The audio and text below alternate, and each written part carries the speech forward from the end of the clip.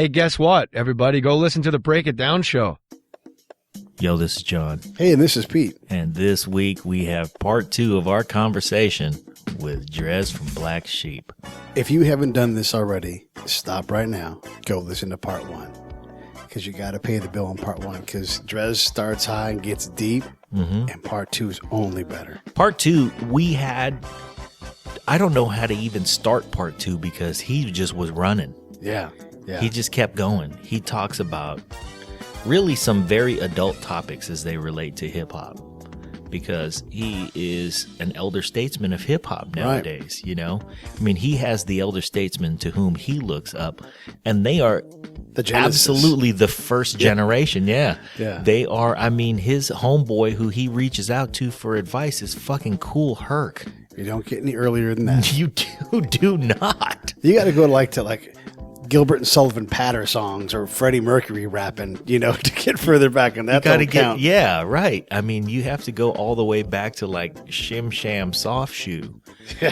And the thing about Dres is that his knowledge of that early stuff and his reverence for it is really genuine, and you're going to dig it. So check him out. We're proud to call him a friend of the show, and I love him. Yeah, I love Dres. Much love, family. That's right. Check him out. Yeah. Cut you, pardon me. But, and I don't know these guys from a can of paint, but, just the things that are in public, you see Lil Wayne and, dealing with his situation with Young Money. They should have learned from Wu-Tang. Yeah. But I'm pretty sure that they didn't associate with Wu-Tang. Right. There were things to be learned. They could have learned from Native Tongue or whoever, but they didn't. But everybody is so much on a self mission that we're making the same mistakes. Granted, it might be a different scale. We might have been closer to the floor and y'all might be closer to the ceiling, but it doesn't mean the same things aren't happening. And that's the disconnect that I'm speaking to. By us not searching, I'm more than positive that a Young Money saw the effects of a Wu-Tang coming together and how there's strength and more, all of these individuals forming one thing, but can be able to go out as individuals still. That was a blueprint of sort. And I'm sure things are emulated, but no one gets back to the blueprint drawer, the foreman, it's what? The shingles that shouldn't go this way, they should go this way, or whatever is going to make a bit better house. No one's doing that kind of work to make hip hop a better house. Well, let me try to help you look forward more optimistically. Maybe the art form is at a stage where it doesn't yet recognize its elder statesmen because it has a first generation of elder statesmen. I mean, if I brought up Steve Miller and looking at B.B. King out in the crowd, or, that situation existed because there was a B.B. King. Right. And now you're looking at hip-hop artists who are only just starting to recognize, this is me being optimistic, they're starting to recognize that there is a generation of elder statesmen where there wasn't before. Right. So if somebody were to look back 10 years ago, they didn't have that much to look back on. And I'm not taking anything away from them. And that it was global without an internet. Right. Very, very, very good, very strong statement. Yeah. But we're at a point now, Now it's time. Right. It's time to recognize it. And if it knows what's good for it. You're if you can spend 40, 50, 60, 70, $100,000 in a strip club, but you haven't given $1,000 to Kool Herc. Right. There's a huge disconnect. You know what I'm saying? Wait, before you bring up Kool Herc, let me think about $100,000 in a strip club and what that looks like. Yeah, I mean, I don't, there's cats that, that do it. And I personally know that Kool Herc a few years ago was struggling with some medical issues. Right. To even pay for them. That shouldn't exist in an industry that literally spawned off of this man's back. That's worth billions of dollars off of his back. Yeah. How often do you see Kool Herc, man? We talk often. I'm very, very fortunate that he's one of the people that I could literally call up or that will call me, and and we'll just chop it up. He's a big brother to me, and someone that I love and have a lot of respect for, and that I listen to, and that listens to me like he's a friend. And I've grown to look at quite a few older cats in the same way. You know, Kaz, Tito from Fearless 4 is definitely a mentor to me. He's one of the cats that literally made me want to rhyme. You know, the Fearless 4, Tito in particular, was an artist that I saw as intelligent, but yet came from where I come from. Yeah. You know what I'm saying? Like, I'm from Astoria Projects. I could see, you know, the urban inner city in him. I saw New York in him. But he was this articulate dude that was able to let you know what he saw in a way that wasn't just, it's bad. Right. You know what I'm saying? He was able to give you the intricacies. See the good in it. Right. See the complicated. Right. And definitely show you the good in it. That I think that's so important, that you do see the good in it, because there's much more good in it than there's bad in it. Like, everyone's always trying to talk, I just want to show you what I see in my neighborhood. Your neighborhood is not, you know, Hiroshima the day after the bomb drop. There's much more going on that's family oriented, that's community oriented, that should be about education, about bettering ourselves, about standing for something in this world. And those are the records that we need to be making.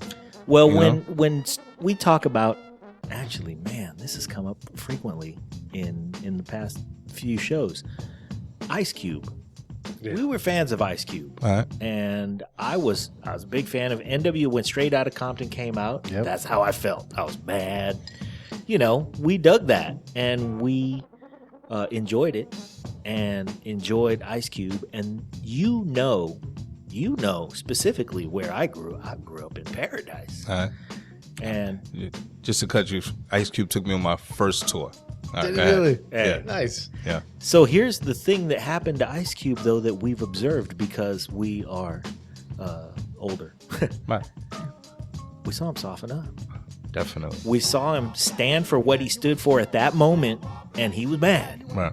And then as time wore on, you know, and he had a family and all of that, and he did see all those things, and he experienced, you know, a life that included Eazy-E funded their record because he sold drugs. Right. Yeah. Yeah. But he had parents. Yeah. And his parents worked hard. Right. And he saw that example too. Right. He just chose really not to talk about it very much. Right. But eventually he did. Right. And eventually he became that. We get wise. Yeah. And so that's what I hope happens to this generation as we talk about it. They don't look back and they don't do all these things. Hopefully they do. Hopefully they will. Yeah. And they have something different to look back on. So, not that I want to close that specific topic, but I want to go back to something, which is that you have an audience that has grown up with you.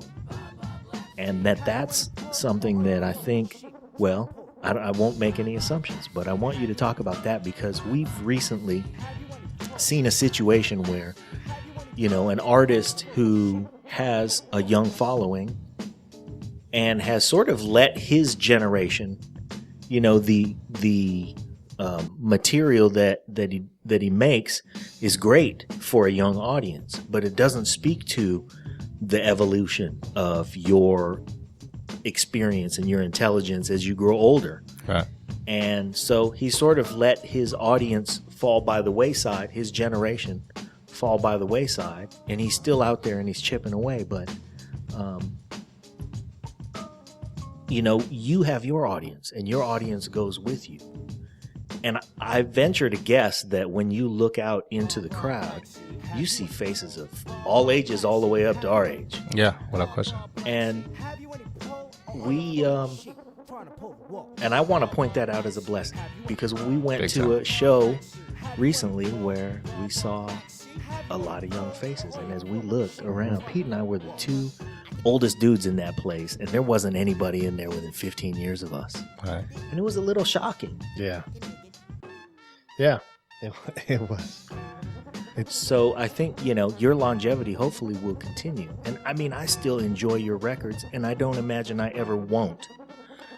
That's peace. So there will be a point in time when we're 65 years old, and guess what? 65-year-old Dres is gonna play at the DNA Lounge, and we'll go on a damn Wednesday night. I honestly hope to be that artist. Like the artist that really introduced me to music is Stevie Wonder. He introduced me to the power of words, and it's something that I hold on to for dear life. Man, you tweeted and Facebooked about your Stevie Wonder experience recently, and it was cool because I was looking at your post and you were a fan. I mean, it was like, oh my God, this is Stevie, and I was, and that came out. Yeah. Like this is, I can I can point at this man as the reason that I understand words and how powerful words are. You know what I'm saying? And I'm a firm believer and advocate of, if we can put lessons in the music, people will learn. Like even school lessons. Yeah. You know what I'm saying? Like if, I took place, I'm on the board for urban arts program in New York. And one of the things that I had to do was to put a rhyme about algebra together just recite a rhyme about algebra for the high school students to pass the Regents test. And I can't tell you how many kids literally reached out to me and was like, yo, you helped me pass the Regents.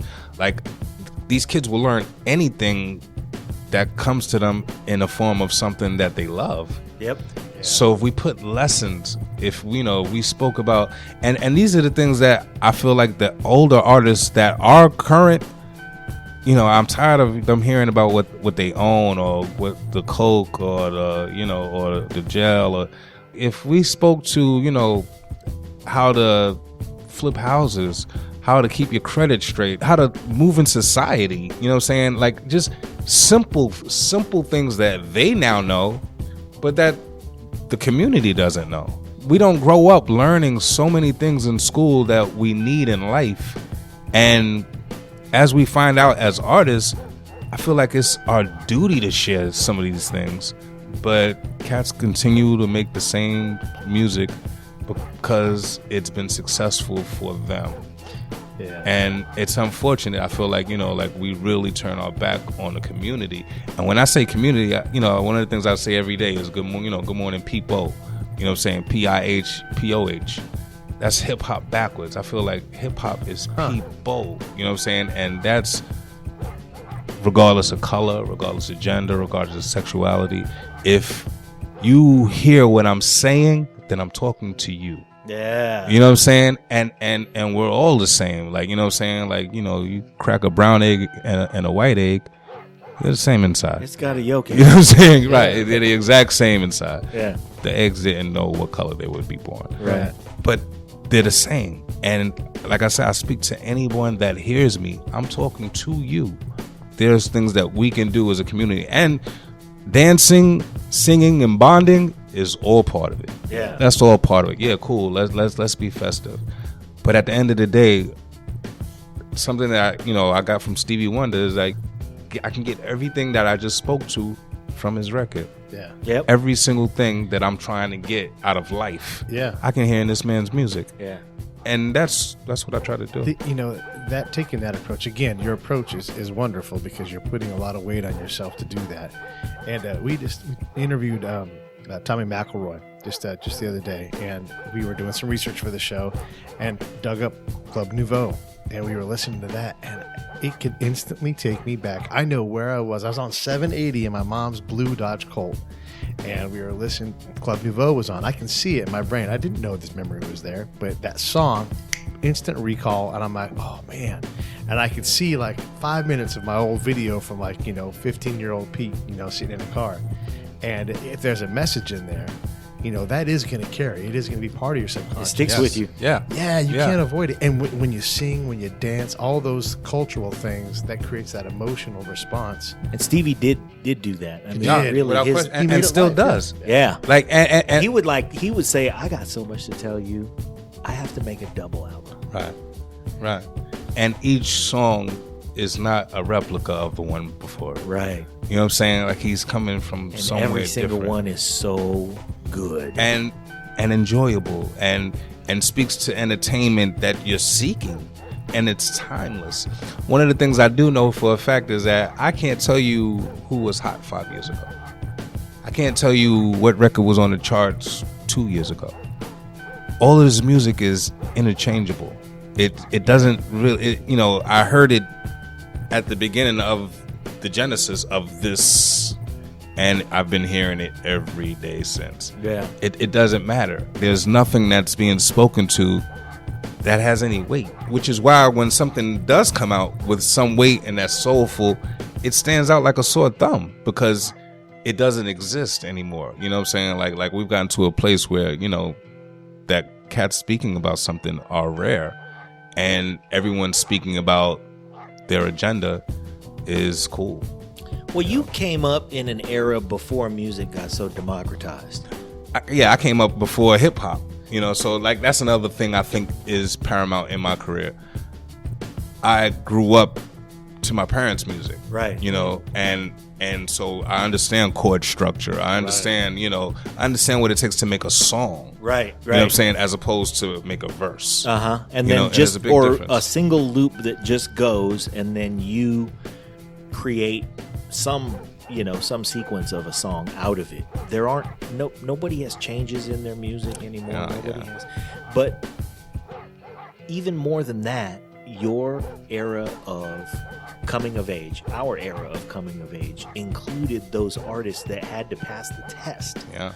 Stevie Wonder was important, and he was given that platform when even fewer people were given that platform. Very true. I mean, right now, Very true.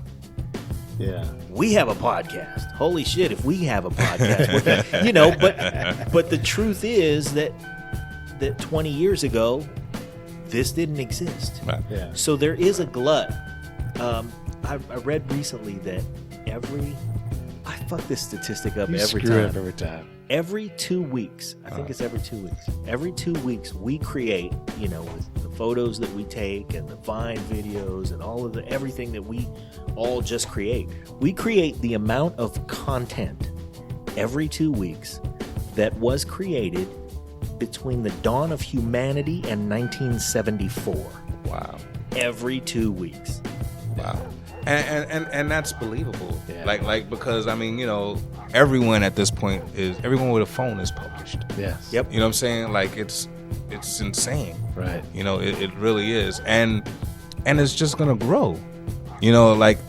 It's for us to understand what we wield. You know what I'm saying? Like, it's like having a lightsaber and using it as, a glow light. To open letters. No. Yeah. You talked earlier about mentors and everything, and our band leader, Corey Jacobs, tells us a great story. He called me up at 7 o'clock in the morning one time. I was up all night. And these two guys are out there doing it. And so here you go. You have your young buck. And Corey can play the fuck out of the piano. There's nothing he can't do. Plays the shit out of it. He's like, all right, I'm going to play you guys this thing I got. And he plays it. And he plays it. And he's proud of it. And they both stop and they kind of shake their heads. And they're like, yeah, thanks for playing it perfect. You missed. Wow. But if you don't have that level of mentorship, right? If they can't say, look, you're playing it too perfectly. You're playing a funk song. Right. Where's the heart? Right. Right. And that speaks to all that stuff where great, you've made a song, but you're a third off, or but whatever. See, that's the that's thing. Real. Yeah. And you need that. You know what? I have a record coming out soon. DJ Spinner produced this record, and it was at the spot called Mobile Mondays in New York. And what was so cool about this particular night was that it was a friend of mine, Gene Brown's birthday. Gene Brown is a record collector. He sells records to pretty much every producer that we deem dope. They probably bought a record or two from Gene. Anyway, he's a good friend of mine. He calls me. He's like, Dres, I'm having my birthday party. There's going to be producers from Static Select to Easy Mo B to DJ Spinner to Rashad Smith to Scratch, DJ Scratch to Just Blaze. And what they're going to do is they're going to play records that they were responsible for in hip hop. And then they'll play some new beats that no one has heard. And the MCs that are in the house can grab the mic and rhyme on them. So this night was phenomenal. Man. This night was phenomenal. And so Spinner, plays a bunch of the beats that he was responsible for, and then he throws on this particular beat. And I look at my boy like, yo, this beat is banana. He's like, yo, grab the mic. Grab the mic. I just saw rocking to it. Everybody's just kind of blown away.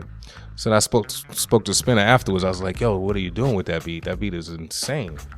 He's like, yo, I just gave it to Rashid Chappelle, young guy that just released an album a year or so ago, and a good MC. And so I was like, wow, I would really love to rock that. He's like, yo, let me call him and see if y'all could do it together. He calls him. Rashid's like, yo, bet. So they send me the track. So I text back and forth with Rashid, and I'm like, so what do you have in mind for it? He's like, I haven't done anything to it. He's like, why don't you see, why don't you set the tone for it? And I was so grateful that he gave me the opportunity to set the tone. This record is literally be coming out some point this year. I'm pretty sure it's going to be a record that's going to be around for years and years. Wow. Because I really, because I took it that seriously. You know what I'm saying? And I didn't know if and so did he. And that's what I gathered. Like, that he respected that I wanted to do the record, and that he respected what I was capable of doing with the record. Yeah. And I felt a pressure within myself to deliver that. Just exactly that. He had it, and then he allowed it to marinate. All right. And then when it was time, he could easily have said, well, since I'm allowing you to visit my track, here's what we're going to do. Right. And instead he said, no, let me get out of the way and see if I can pick something up here. And and this is my word. It's rare that I would even speak to a unreleased record like this, but I took it that seriously. And the name of the song is called Discover. And I promise you, this is a record that'll be around for years and years. And this is what I strive to do when making music. I don't make it for the moment. I make it for posterity. Yeah.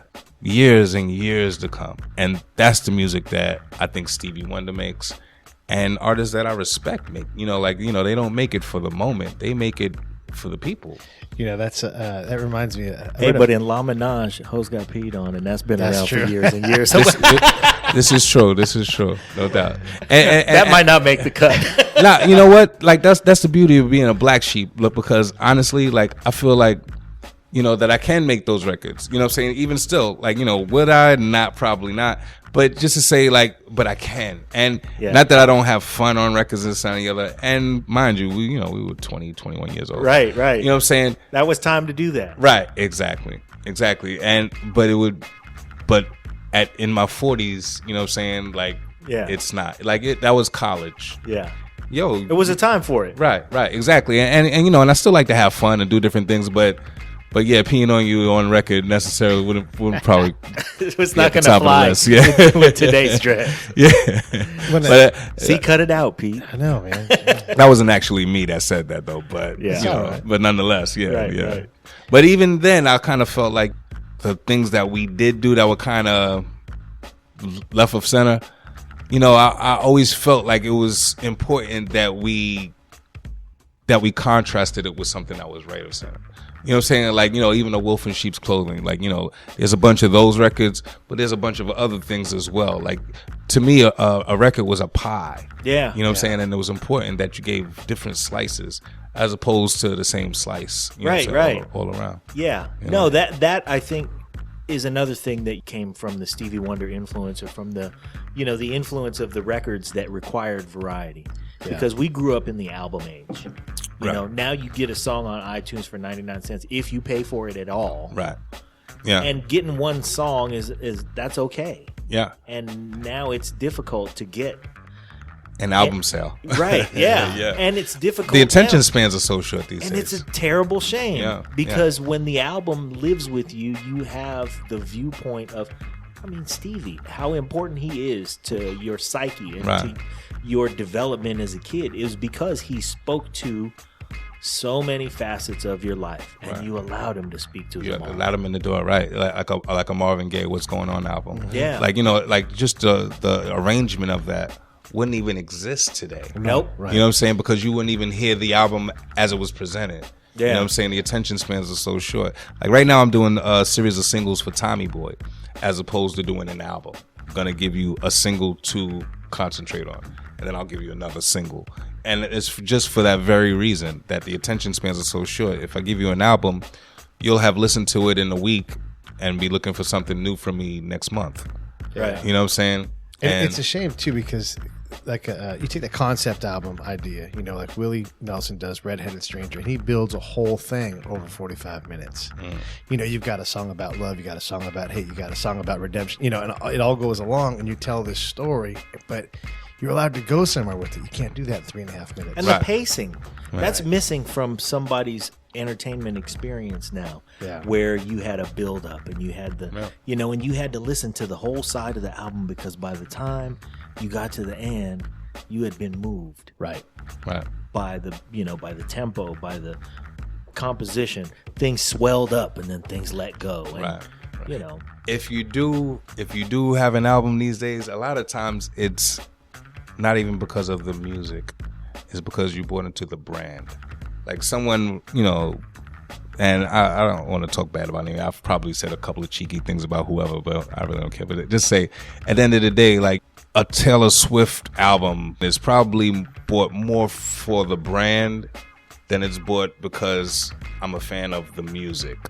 Yeah. You know what I'm saying? It's like I'm a fan of... It has to be in your iPod in case your friends look in there. What you got? Oh, you got the Taylor Swift. Yeah. Oh, okay. Yeah. You're all right. Right. And but you know, and like I said, I'm not trying to be cheeky about it. You know what I'm saying? You know, God bless her, whatever she does, or whoever. It, you know, this could be anyone. Yes, she at least writes with sincerity. Right. Yeah. So let's give her her due for that. Exactly.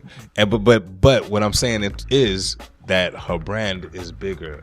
Yes. Than the music. Like you're cooler for liking her than liking her music. Yeah. You know what I'm saying? Like the average cool is what's important. Right. Not that you're buying the music for its emotional experience that it gives you. Her music's often dismissed too. As she sorts through her emotional problems with boyfriends and all that stuff, it almost be like, oh yeah. Yeah, it's almost like the Anna Kournikova of you know what I'm saying? Like, you know, like hasn't won anything, but we're all watching. You know what I'm saying? You know what I'm saying? Like, you know, it's not because you're this great player. It's because we've bought into your brand. Right. Yeah, exactly. You know, with the Danica Patrick, you know, like it's not that you're this great driver. Right. But we want you to be. You know what I'm saying? So we're paying attention and we're this, that, and the other. And that exists a lot in music these days, where it's much more about the brand than it's about anything that you've put on the table, you know. And I don't know if that's good or bad on a certain level. It's just where we are. Yeah, music moves, it evolves. Yeah, you know, and it's why, to me, I know John doesn't always agree with me, but like Run DMC seems very dated and doesn't have the legs because music has moved a lot since then. Yeah. I mean, for them to even say a rhyme as we know them is old hat. Right. Like, you know, if you think of the cadences of a Run DMC record, right. You know, it's old hat if it comes how it was presented then. Right. You know what I'm saying? Yes. You know, like I just did another great record with a guy that I said is a mentor to me, a big brother to me, Tito from the Fearless. And we have a record out, and both of us took it, you know, and I know that I found the right person to look up to as an MC in him. We both addressed the record pretty much the same way, that it's not about who we were, it's about who we are, and addressed it in a way that is beyond what these kids do. Not in a way that was old, not how you've heard us, but how you need to hear us. Like, we have a really cool record called Wake It Up that's coming out. And as far as lyricism and just cadence and mechanics, eons beyond what you hear today. Man. You know, and it was just that we took the time to really put it together and understood how to. We understood how to grab your ear, what to say to make it stand out. Yeah. The mechanics that really should, you know, how to ride a beat, how to be in pocket, and just a superior effort. You know, and this record hasn't come out yet. I'd like for it to be my next single on Tommy Boy. So I'm trying to situate that now. But just to say, like, you know, all of that should exist in music, in my opinion. You know what I'm saying? Like, you know, just being able to come with something that if you never, like I used to love Ghostface because we didn't know what he looked like or anything, but mechanically he was just dope. So it was about the music. Right. And that's the gimmick was okay, but it was first about the music. Right. No it's doubt. nice to hear you say that, man, because as a craftsman, to know that you have taken your experience in the game and made it the same as a craftsman with 20-something years of experience in anything else. You know, if you know how to build a cabinet, you got 20 years in, man, you need to build the hell out of a cabinet. Real talk. And for somebody to say, hey, man, you know what? Me and this other cabinet maker, he's been doing it for 25 years. I've been doing it for 25 years. And we just decided we're going to go in here and fuck up this kitchen. Right. You know? Yeah. And it's a work of art. Right. Who do you want to buy a cabinet from? Right. You know what I'm saying? Like, for real, you know? Kia or, you know, or me and my man. And it's literally that, you know, like these cats are the Ikeas of hip hop, you know, like, all right, let me try to assemble some, you got a screw, I got an extra screw. What's this screw go to? You know, that's kind of where I see Ikea is cool. Like I have my things from the 80s where I'm like, man, oh yeah, I like that, man. I'm like, damn it. You know? Yeah. But, you know, like for me, the Dirty South stuff where it's like, I'm going to play 3 keys on a keyboard, put an 808 in there, repeat. And then I'm going to say things over the top back and forth. I got nothing for that. That doesn't move me at all. But that's all right. There's a lot of people that need that. And sometimes you just need mindless music to go. I get it. Yeah. I get it as well. You know what I'm saying? And that's where I kind of have to backtrack to balance. Yeah. That's the main thing that's missing. I'm not saying that these kids shouldn't exist. Sure. Or that these records shouldn't exist, but there needs to be balance. You know what I'm saying? For every, you know, saying one of those cats that exists, there needs to be the new Chuck D. There needs to be the new, you know, the new Run DMC, the new everything. Yeah. You know what I'm saying? Not just the new Biggie, the new Tupac, the new Biggie, the new Tupac, the new Biggie, the new Tupac. You know what I'm saying? Those guys both have died, you know. And the new Jay-Z, you know, or Jay-Z's going to come out with another one because he doesn't want no one to be the new one of him, or Puffy's going to come out with another one because he doesn't want the new one of him to come out. Whoever, you know what I'm saying? But there needs to be a new everything that exists because we balanced each other. Right. You know what I'm saying? And honestly, I don't even blame the artists. I blame the program directors. You know what I'm saying? I blame the adults in the room. Because are there still adults in the room? Are program directors as important as they used to be? And is there, you know, I mean, because that's the thing. Back then, there were tastemakers. Right. And the tastemakers would say, it's time for Stevie. Right. It's time for Stevie to come out here and do something because it's been a year. And we've been through these waves of things and we've made a little money off of these artists. But he is in the studio. He's been in the studio for a month and a half. And he's got a juggernaut, and we need to make room for it. And that used to happen, but that doesn't happen the anymore. syndication now that exists, true, has taken a lot of power out of people's hands. But I still blame them because they're in the room. Yeah. All control these little badass kids. And control your boss. Yeah. Like, you know, it's become to the point where no one speaks out against the money. All right, cool. Everyone's trying to make money, this and the other. But like I said, we're at a point now where we're sacrificing the community for the well-being of the individual, for the well-being of the radio station, for ratings. I seriously doubt that the owners of these stations, these syndicate stations, or the program directors listen to this music at home. No. Allow their children to listen to this music at home. No. You know what I'm saying?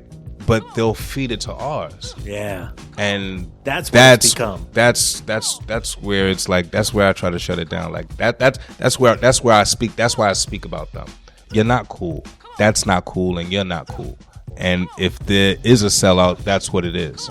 Because, you know, like we are as a community directly affected by these records, and it might be, unfortunately, cats are quick to say that I'm just making music. No, you're influencing the world. You're influencing everyone that listens to your records. And there's a walk that more than you know will walk to behind what you're saying. I can't tell you how many cats emulate Jay-Z, Puffy, Biggie, Tupac. And these dudes aren't necessarily who they tell you they are. But they'll put you in line for a walk that if they did walk it, they don't walk it anymore. And I question that they ever walked it. I love Ice Cube. I always have. He terrified me when I was young, but I had to figure out. And what he did taught me about South Central, about hood life kind of thing. And now they've got the movie coming out, and I kind of laughed that they're like, this was our civil disobedience. There was no violence in this. We were just protesting, and we all know that's a bunch of bullshit. Right. We all were there. We're like, oh goddamn. Right. No, that's great entertainment for a generation that didn't experience. Right. Yeah. But Right. he's had to craft his brand to Right. support this message now. And he can't sell. He's not that dude anymore. Right. Yeah. And even, we bought into gangster. But I questioned that when at its prime. Like, Yes, like you did. Yes, you did. To say, like, what are we doing? Even gangsters don't want you to know they're gangsters. Right. Number one. Right. And as I alluded to earlier, the whole thing about being that is to have the opportunity to not be that. And, the way we present it is like it's the greatest thing in the world. Yeah. And it's only when, your family member's not here. It's only when you're doing an asshole full of time. Or, I'm saying, like it's only when we're affected in the worst of ways behind it that we realize. Yeah. You know what I'm saying? And I questioned it then, my father was a heroin dealer, you know what I'm saying? I've been busted for hustling. I don't even really make these records because I feel like I'd be hustling my vices. I don't really necessarily want you to dig me for that. I lost respect in myself behind some of my walk. You know what I'm saying? So I don't necessarily, and not to say that you couldn't learn from it. Right. I think I inadvertently teach you things just because I have a knowledge of, you know what I'm saying? So I'll speak to things that might allude to me having a knowledge of. But I won't come out and be like, when I was, 18 years old, I used to sell coke and that was just the coolest thing I could have ever done. It's the dumbest thing I could have ever done. And granted, there's people that are doing it, but I'd like to think that if that's what you're doing, it's because you have to. Not because it's the coolest thing you could be doing. Right. You know what I'm saying? It's a move of desperation. Yeah. Right. And you aspire to get the hell out of it. Right.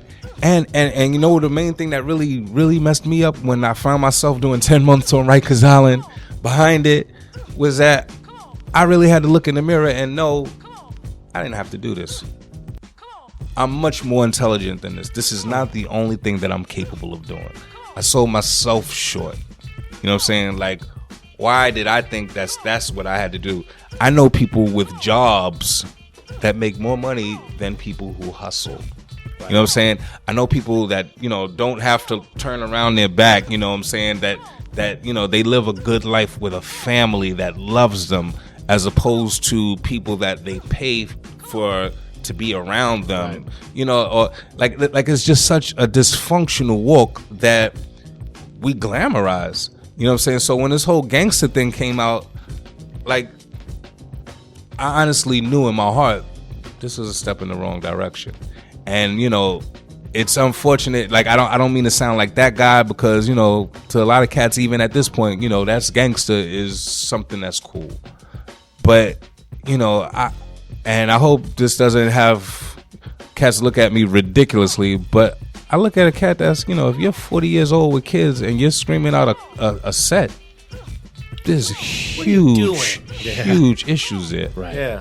If you have children and you're a known gang member, like there's huge, and the only people I could think of is like, maybe a Snoop or whatever. Like brother, no, you're my age, if not old, maybe a little younger, and maybe it's the culture. I'm not trying to, I don't really know to say that it is or it isn't, but I do know as far as people, you know what I'm saying? As far as people go, that we have to garner the strength to stand above our circumstances or the circumstances that we grow in. I can't see myself, a 40-year-old man, yelling out my gang in front of my child because I know how my child looks at me. And I know that he'll grow to feel like he's closer to me by being closer to what I shout. Right. So I would never shout something like that. And I question, not just as, single out Snoop, any 45-year-old man that's still your walk. Or even worse, the ones that are 30 plus that get into it. Yeah. Like, you know what I'm saying? I feel like, if you're born into it and that's your reality and that you grew up with that, then that's something that, that you deal with. You have to deal with. Right. And hopefully you have the wherewithal to change it. Right. But if you change to that. To it, right. Or if you have the opportunity to step above it. Right. You know what I'm be saying? Without it entirely. Right. And you don't And take you it. choose the other. Then I question it. And it all comes back to the music. It's all reflective in the music. Like I said, you have the opportunity to teach something, even if it's just with your walk. And I say that knowing that I bumped my head, I've made my mistakes, and this, that, and the other. We all have. But one of the things that I can say about myself is that I earnestly try to do better. And I got to bring it back to say, I don't know if what I'm saying is something that just doesn't exist. Like, like once you're in, you can't get out. I don't know. I've never been in. But at the end of the day, I have to think that if I were, I'd be trying to do something else. I'd be trying to teach something else. I'd be trying to grow somewhere else. Your approach to music reflects that. I don't want to say there's not anger, because you can be angry about things and talk to it, but it's not a fury. It's not a rage. It's the way you use music. Really, for me, how I hear your music is it's more about your flow. Your flow sets the tone, and you use music to kind of color that tone. Because now, first off, you love a saxophone. I can tell that. But favorite instrument is piano. Okay, right. But you hear a lot of sax in your music. But you'll take the music to kind of color something. But your flow is what controls. It's the essence of that song, and you don't flow about slinging drugs or whatever it's going to be. You just don't do that. You go in a different direction altogether. And I dig what you do because, first off, you do whatever the hell you want to with music. I love that. All right, that's what's up. Yeah. You're like, this is what my music's going to do. This song makes me feel this way. This way, right. Yeah, exactly. And then the flow drives the train. I don't know if I'm saying that very clearly, but I dig totally. the hell out of that.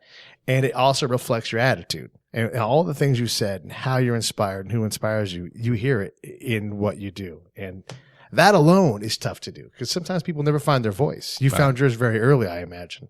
Yeah, like I said, I was like around 10 years old, and I memorized songs in the key of life. I remember sitting in the living room floor, and I had the booklet, you know what I'm saying? It was a double album, and I learned every single word, the Spanish and Swahili included. And it just resonated with me throughout my entire life. The first song I ever wrote was to the instrumental on that album. And this is prior to hip hop. So it was a song that I wrote, you know what I'm saying? That, literally had bridge, verses, hook, and that's something else that always stayed with me, like just song structure. So I know there's certain things that I bring to the table as far as what I do. And I know that there's a big difference between a verse and a song. And I think throughout my career, I've had the opportunity to kind of push that forward. And that's what's up for me. There's people that talk about, I grew up, I was influenced by the hustlers, and I was influenced by the pimps. I was influenced by the robbers, whatever. But I question, is that all that you were influenced by? Because, I grew up amongst them too. Like I said, my father was a heroin dealer, and, I did have to take my bumps. So there was influence. But there came the day when I couldn't put that in anyone's hands. It had to be on me. It was yours, yeah. Right. And that's why I look to these cats like, does that exist in y'all? I can't see being this older dude and color meaning more than my people. Right. Or my family. And like I said, when I say people, I mean everybody. Everyone. There's a walk that we all need to have as a people that just doesn't exist. And I think, if it did exist, then we'd be able to put pressure on the powers that be in a way that would make them respect people. The divide between the rich and poor is what kills us at this point. the neglect of people.